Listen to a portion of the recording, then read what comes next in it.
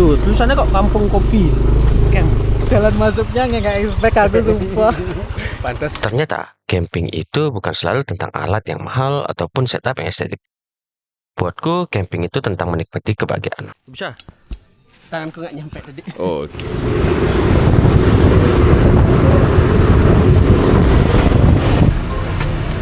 Jadi kita beli apa? Nggak tahu. Mak Ron, bantu di Kita lanjut perjalanan kita lagi. Halo semua, aku Adit. Di video kali ini aku ingin mengucapkan terima kasih buat kalian yang masih setia nonton atau bahkan masih menunggu video camping dari channel ini. Sudah sekitar 8 bulan Takebookcamp akhirnya bisa upload video lagi. Selama beberapa waktu terakhir, kami memang diterpa keadaan ekonomi dan berbagai situasi yang membuat kegiatan camping jauh berkurang. Air aja. Ya. Tapi justru dari situ aku menyadari satu hal.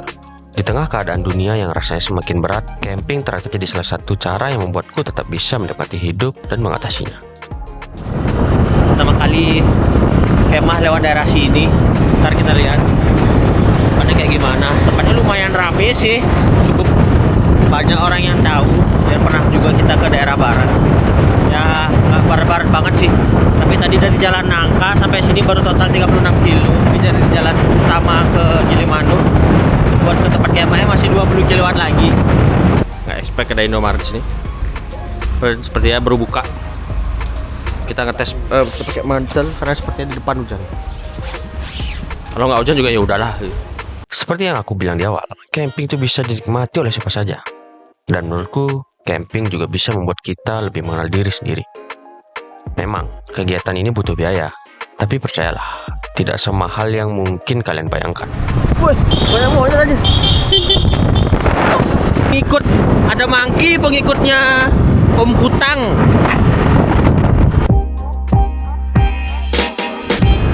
Sejauh ini masuk ke jalan-jalan desa, belum nemu ada kopdek. Wah. Kampung kopi. Kayak gini. What? Di layar ini aku tampilkan perbandingan harga beli dan sewa perlengkapannya. Kalian bisa pause dan screenshot kalau mau disimpan. Atau langsung cek link deskripsi di bawah untuk lihat detailnya. Jalan aksesnya ternyata. Kukira masuknya tuh biasa, maksudnya jalan kecil biasa gitu loh. Ya sih, ternyata apa kayak gini ternyata. Wow, masuknya lumayan juga ternyata. Tuh, tulisannya kok Kampung Kopi Camp. Wush. Aman. Nah, sekarang aku ingin menyampaikan poin utama dari video ini. Jalan masuknya nggak expect aku sumpah. Pantas tadi dia bilang enjoy the vibe, pantas dia ngomong enjoy. Dari camping kali ini aku sadar, mungkin dunia memang sedang tidak baik-baik saja. Harga kebutuhan naik, pengeluaran semakin banyak, dan aku yakin mungkin ada di antara kalian yang berpikir, mending di rumah aja, lebih hemat. Dan itu memang tidak salah. Kita aja yang kemah berarti ya? Ya, Ya. Tapi coba kita pikirkan sebentar. Setiap hari kita bekerja, belajar, mengejar target, semua itu sebenarnya untuk apa?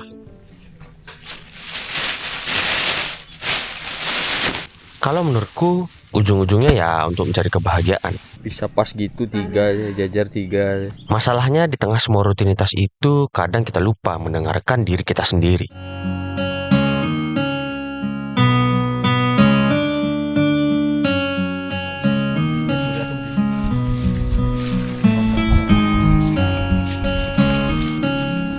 jadi nyari dulu tempat. Itu. Waktu itu Hasan sempat bilang, Krisna. aku beberapa hari terakhir jenuh. Camping udah sebulan yang lalu. Rasanya pengen camping lagi. Kalau kalian nggak ngajakin kemarin, mungkin aku udah solo camping sendiri sekarang. Udah jenuh rasanya sama dunia. Apa namanya hujannya? Ya, akhirnya berdua masak lagi. Sebenarnya sih. Sebenarnya bisa aja ya. Lemang nih ya. Sur. Wah. Ya udah lama gak dipakai nih, Ci. Iya loh. Dari kalimat sederhana itu aku sadar, kadang yang kita butuhkan bukan liburan mewah, bukan barang baru, bukan juga sesuatu yang mahal. Kita cuma butuh melakukan hal yang memang kita suka. Jadi buat kalian semua, sesekali dengarkanlah dirimu sendiri. Ngide bawa dua tenda berbeda, lihat tuh, bingung sendiri ya. Soalnya yang ini nggak ada outer, dia bingung kalau kena hujan.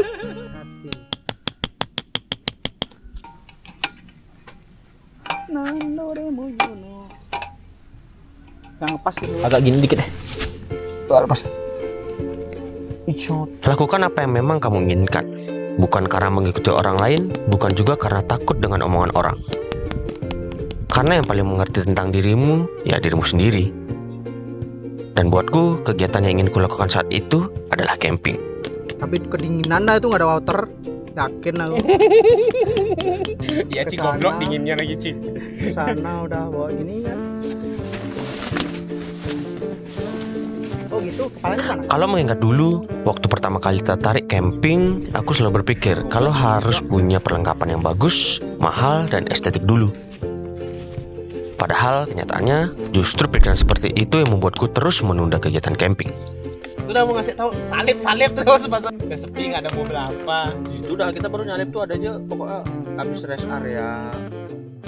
Aku sampai bingung sampai dia bilang Pokemon tuh. Malam pun datang. Aku sendiri bahkan gak sadar kalau waktu sudah semakin malam. Dan ternyata sudah waktunya buat menyiapkan makan malam. Seperti yang aku perlihatkan di bagian budget camping di awal tadi, malam ini kita akan masak menu yang cukup sederhana, yaitu kari, tempe, dan beberapa tambahan bumbu lainnya supaya rasanya lebih nikmat dan tentunya lebih mengenyangkan. Aku terdiam di balik hujan. Nggak tahu ya, berek. Enggak, kalau nyanyi enggak biasa copyright. Nyanyi copyright. Suaranya fals, kok berek. Nggak perlu makan yang terlalu mewah juga sebenarnya. Selama bisa dimasak bersama dan dimakan dalam suasana camping seperti ini, makanan sederhana pun rasanya bisa jadi jauh lebih nikmat. Pisau jelek, dalenannya mini. Di sini kalian juga bisa lihat kalau peralatan camping yang kita bawa benar-benar seperlunya saja. Nggak terlalu banyak, nggak terlalu lengkap, dan juga nggak terlalu kelihatan estetik seperti perlengkapan camping yang sering kita lihat di media sosial. Enak juga sih tutup gini. Ini gelas juga. Kalau hangat enak kali, tapi kalau udah kena dingin cepet juga dinginnya deh. Karena gelasnya dingin banget. Titanium gas. Oh, iya. Dari awal kita lebih memilih membeli peralatan yang murah, aman, dan yang penting masih bisa digunakan untuk kebutuhan camping. Terus kita juga beli air karena bertiga doang. Air 5 liter. Ngomong-ngomong soal camping bertiga, aku juga ingin sedikit menjelaskan pembagian peran yang biasanya kita lakukan ketika camping. Aku dan Hasan biasanya lebih fokus ke bagian persiapan tempat, mendirikan tenda, menyiapkan kursi dan meja, sampai memasang flysheet supaya tempat kita lebih nyaman untuk digunakan.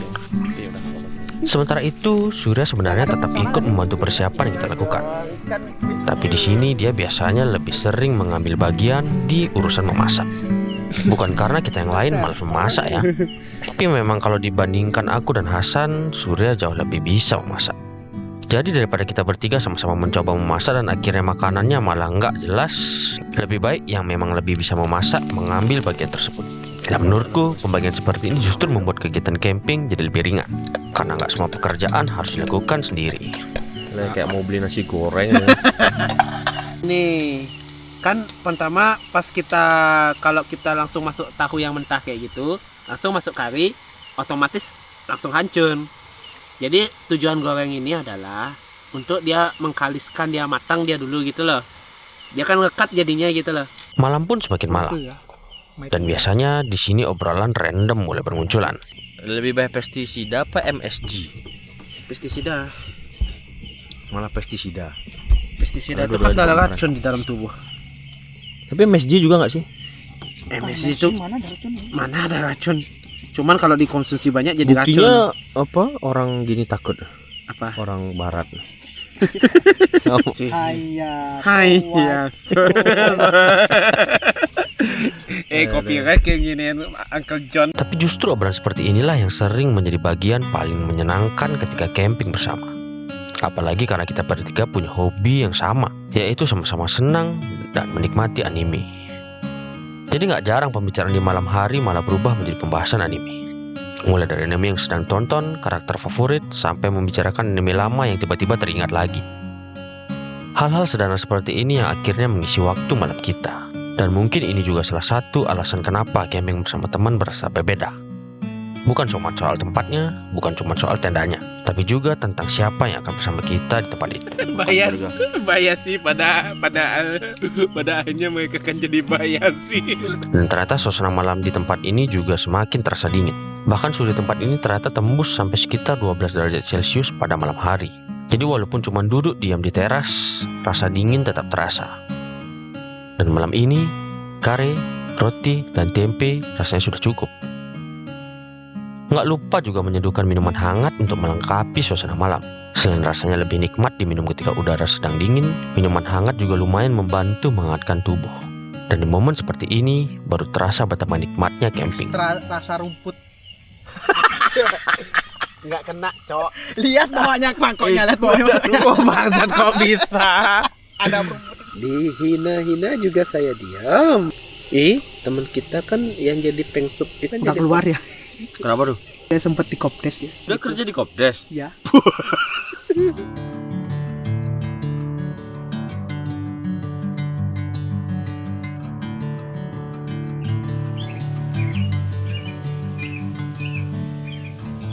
Pagi pun datang. Hari baru bagi kami bertiga. Ternyata Hasan sudah bangun lebih dulu. Dia berkeliling di pagi hari sambil menikmati suasana tempat camping yang begitu indah dan sejuk. Pagi seperti ini memang terasa berbeda. Udara masih dingin, suasana masih tenang, dan lingkungan sekitar campsite juga terlihat jauh lebih segar dibandingkan saat siang hari. Bisa dibilang camping tempat ini rasanya nyaman banget. Bukan cuman karena tempatnya bagus dan indah, tapi juga karena suasananya memang benar-benar mendukung untuk beristirahat. Salah satu yang menurutku menarik dari tempat ini adalah adanya aturan yang cukup ketat mengenai suara. Di sini pengunjung tidak diperbolehkan menyalakan musik, atau yang biasanya sering dikenal dengan istilah sonhore, sampai melewati jam 10 malam. Menurutku aturan seperti ini justru bagus, karena akhirnya suasana malam bisa tetap tenang. Selain itu tempatnya juga bersih.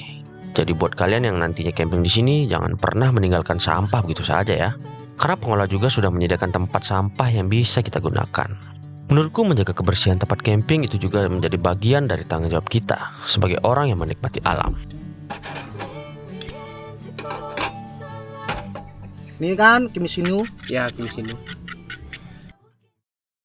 Sebelum menjelang siang, kami memutuskan untuk memasak sarapan terlebih dahulu. Karena ternyata masih ada sisa kari dari malam sebelumnya, jadi kali ini kita nggak perlu memasak dari awal lagi. Kita tinggal menghangatkan kari yang tersisa. Selain itu, kita juga membuat tambahan makanan berupa telur dan sisa tempe untuk digoreng supaya sarapan pagi ini terasa lebih lengkap. Saya mau makan. Enggak, kalau mau nyindir tuh gini. Indonesia mau punya nuklir. Tapi ternyata masih ada beberapa bahan makanan yang tersisa. Ada roti, bawang bombay, dan sayur selada. Dan akhirnya kita membuat sandwich sederhana dari bahan-bahan yang masih tersisa. Aku tahu, berarti aku terakhir waras masak tuh pas kayaknya terakhir masakin dah di pinggan itu terakhir ku. Nggak ada resep khusus, nggak ada teknik memasak yang rumit. Yang penting semua bahan yang masih ada bisa dimanfaatkan dan nggak terbuang begitu saja. Waktunya mengacak untuk jaga-jaga. Kalau nggak punya nggak bisa ngasih. 3 kembar ya. Coba. Reviewsnya. Nggak bisa deh, Devus nggak bisa didol. Karena aku investasi tuh gunanya buat itu, guys. Udah stop. Udah mati dah kita. Lagi 3 ya bang. Boom. Wajir. Sap. Ide. Maksud orang gitu aja sih. Ini juga deh aku pakai minta tuh, biar habis. Bangsa. Enggak belum. Apa dia buka ser? Belum. Emang harus ngambil sih. Anjing. Paling bawah. Dari camping kali ini aku belajar, kalau kebahagiaan itu nggak datang dari gear yang paling keren. Campinglah semampumu. Gunakan perlengkapan yang ada. Yang penting kamu bisa menikmati prosesnya dan melakukannya dengan aman. Temukan sendiri alasan kenapa kamu ingin camping. Namun buatku, ya karena camping itu memang membuatku merasa lebih hidup. Mungkin itu saja dulu episode camping kali ini. Maaf kalau video kali ini isinya agak banyak ngobrolnya. Tapi semoga ada satu pesan yang bisa kalian bawa pulang. Lakukan apa yang memang ingin kalian lakukan, selama itu tidak merugikan orang lain. Karena pada akhirnya, Orang yang paling mengerti apa yang membuatmu bahagia tidak lain, tidak bukan adalah dirimu sendiri. Sampai jumpa di video berikutnya.